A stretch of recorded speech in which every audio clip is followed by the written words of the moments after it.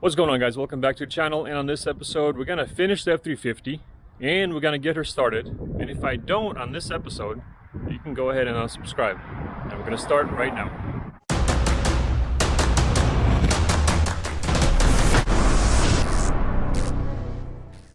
So now I finally got the new looms that I was missing, and these actually do separate, and I can actually wrap them around single or double or triple wires, and this will fit. This is a 1/8, I believe, 1/4. I believe this is 1/2 inch, and then I went to 3/4, like on this spot, and then I got 1 inch on the thickest spot. So we got all that ready to go. So now I can actually finish the harness and put it back in the truck. Also, I'm gonna go ahead and rewrap this tape. The previous tape that I used, it was okay. It wasn't really sticking that well. It started coming off on some of the areas right here. There's a few other spots that it was coming off. So I went ahead and picked up this stuff, Super 33 Plus, and these hold a lot better in warmer temperatures. They adhere a lot better, so this is going to work out a lot better for the harness. And this is a much better stuff than regular electrical tape. And then also what I'm going to do is I'm going to paint the exhaust housing on the turbo with the high temperature paint. And it's going to be silver flat aluminum on this spot. So we're going to paint that. It's going to look a lot nicer, and it's going to look a lot better in our clean, nicely painted valley. So I'm going to go ahead and degrease, clean, mask off, paint the turbo, and then in between layers I'm going to be working on the harness.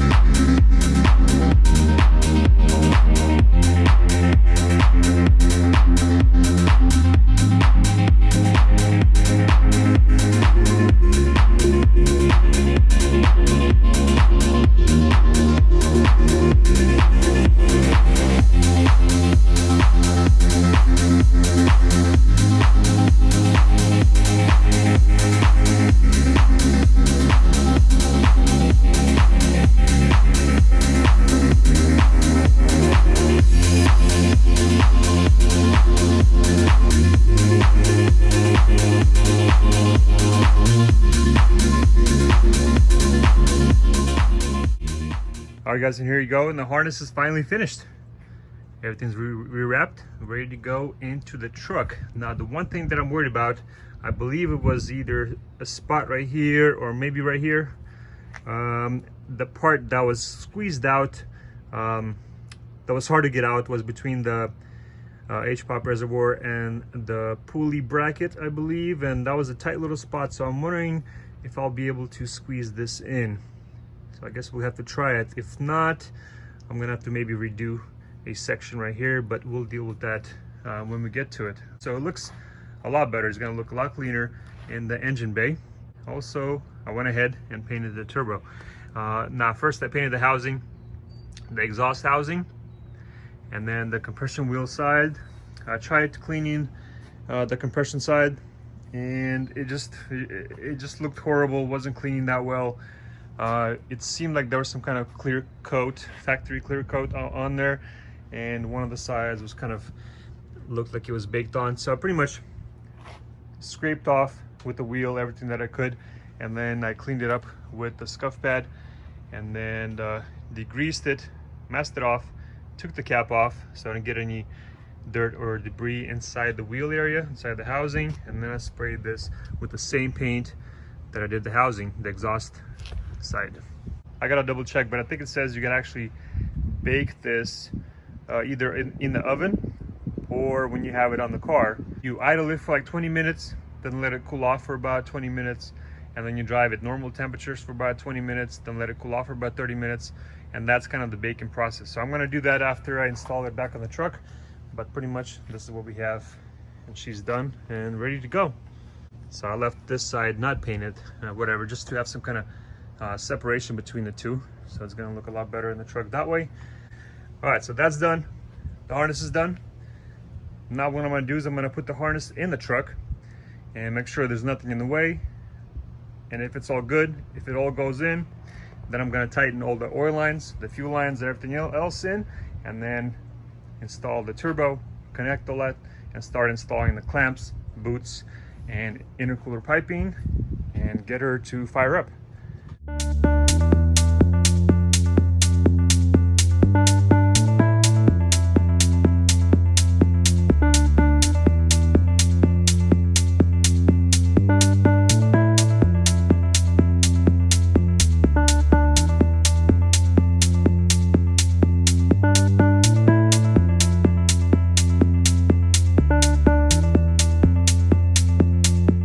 So I thought maybe I'll squeeze through here.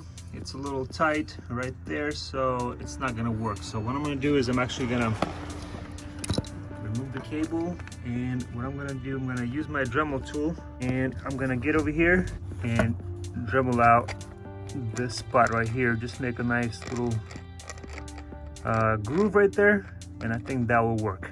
So let's do that.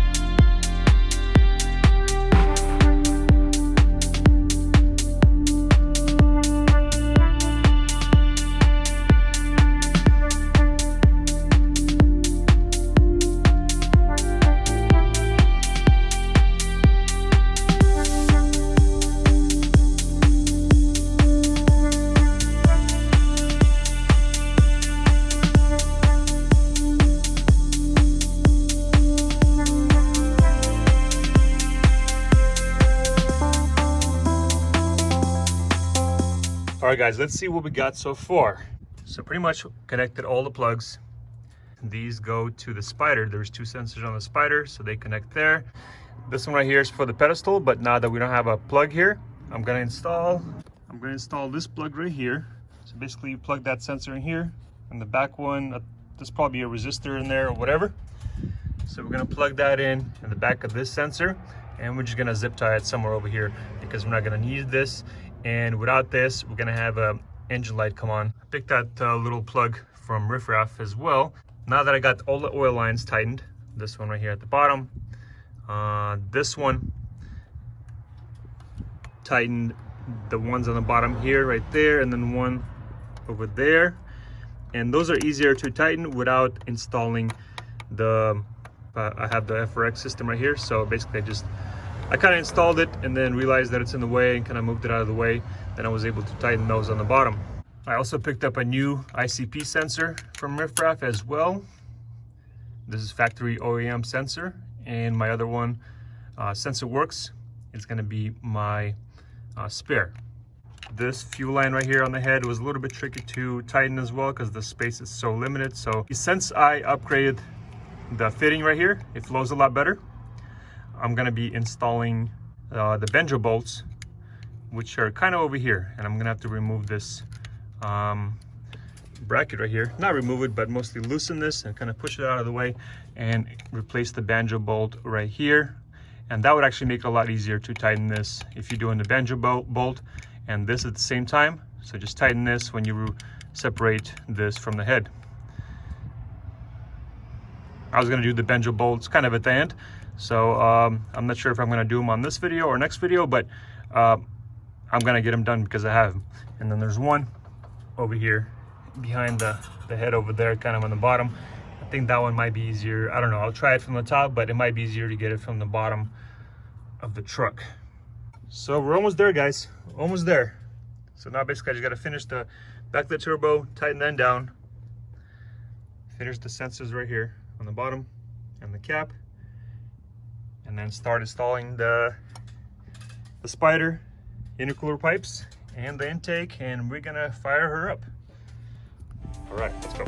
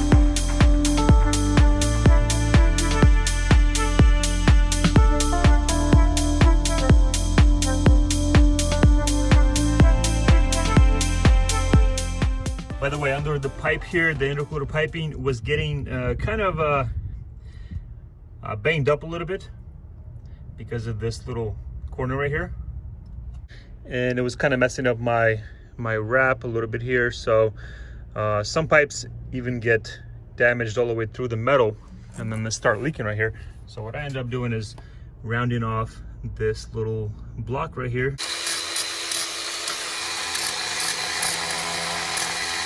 Be nice and rounded, and if it hits, it's not going to be cutting or damaging the pipe.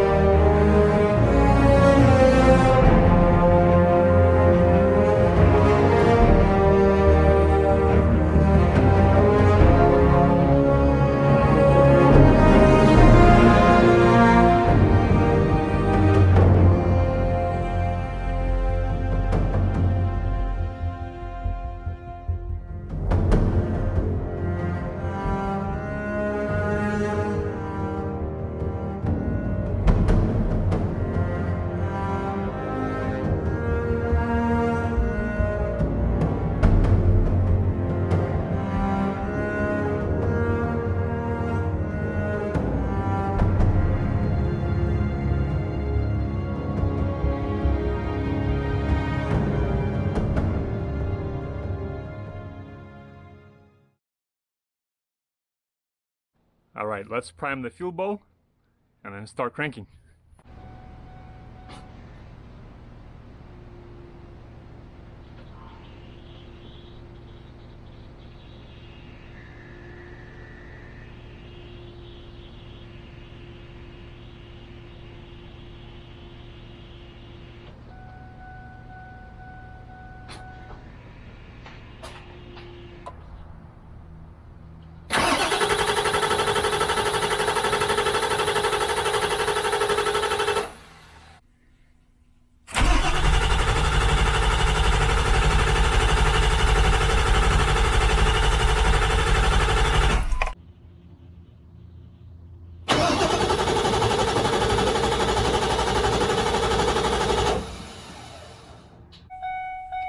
Come on, big girl. I gave you all the nice parts. Come on, you can do it. Come on, come on, let's look at the oil.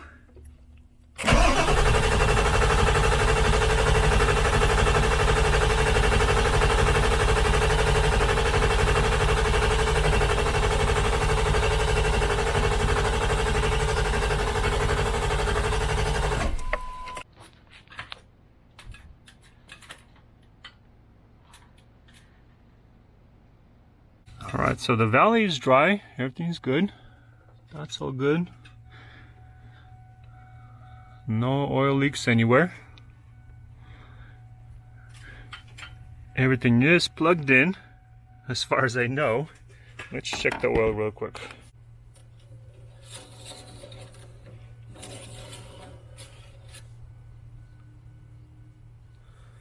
Well, I mean, it is pretty low on oil.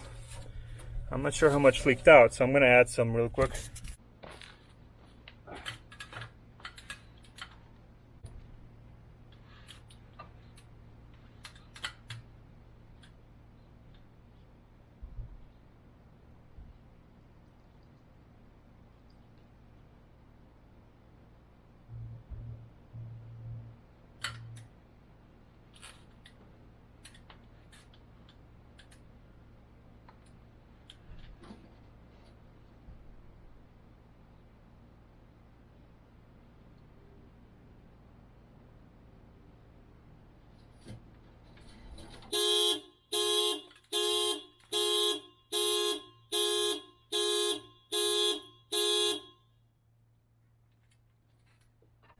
All right, let's try it again. Added some oil. I added like 5 quarts, so I guess it was pretty low.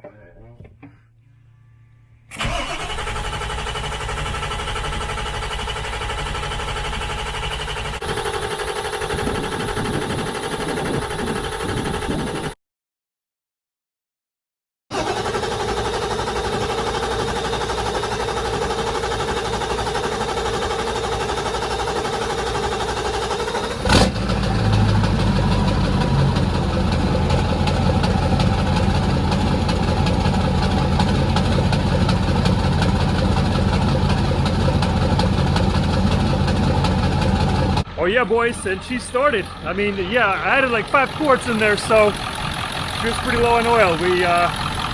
We drained quite a bit out when we were changing all the parts. So far I'm looking, there's no oil leaks, no nothing, so I'm gonna let her idle. I'm gonna go ahead and let her just idle out all the air bubbles and all that stuff, because there's oil, there's air in the oil lines, air in the fuel lines. You can tell by the sound, it's not smooth yet.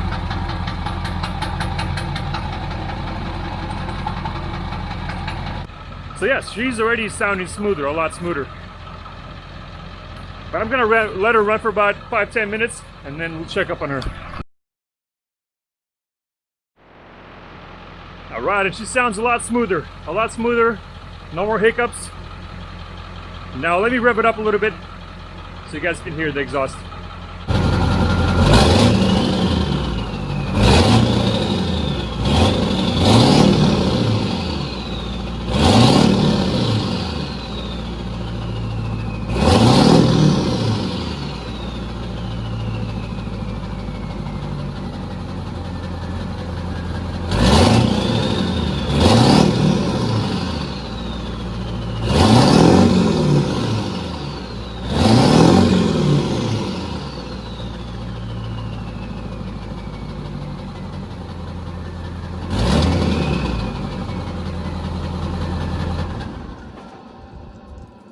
Alright guys, so there you guys have it. She's done. She started. Not leaking. Sounds good. Everything's ready to go. Now I still gotta bake the turbo. I gotta idle it for about 30 minutes, then let it cool off. Then I gotta drive normally and then let it cool off and so on. Still have a few mods planned for her, so that's coming up. And all the links to the parts that I installed in this truck are down below. Go ahead and check them out. Hit up RiffRaff. One of the best parts for the 7.3s and other Fords as well. So yeah, if you need any parts for the 7.3, go check them out. So guys, I hope you enjoyed this video. Sorry if it's a little bit too long. Thanks for watching. If you're new, please subscribe, and we'll see you on the next one.